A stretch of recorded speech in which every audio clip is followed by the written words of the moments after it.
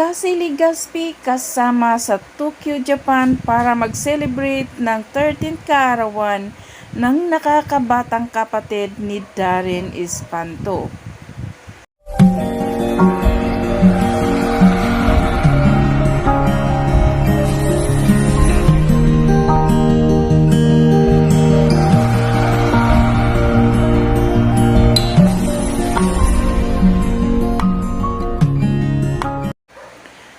So for today's video, update tayo about Darren Espanto and Cassie Legaspi.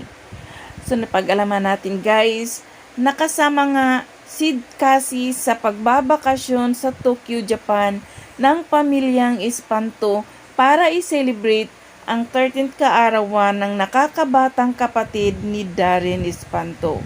At makikita din natin sa larawan na masayang-masaya silang nagbabanding sa Tokyo, Japan. At nakakaaliw tingnan na talagang close na si Cassie sa pamilya Espanto at ganun din si Darren sa pamilya Legaspi. Panoorin natin guys yung nakakakilig na mga simple gestures ng Catherine. Or not even. Mask off. I get so annoyed. Why? Because I'm gonna put it up.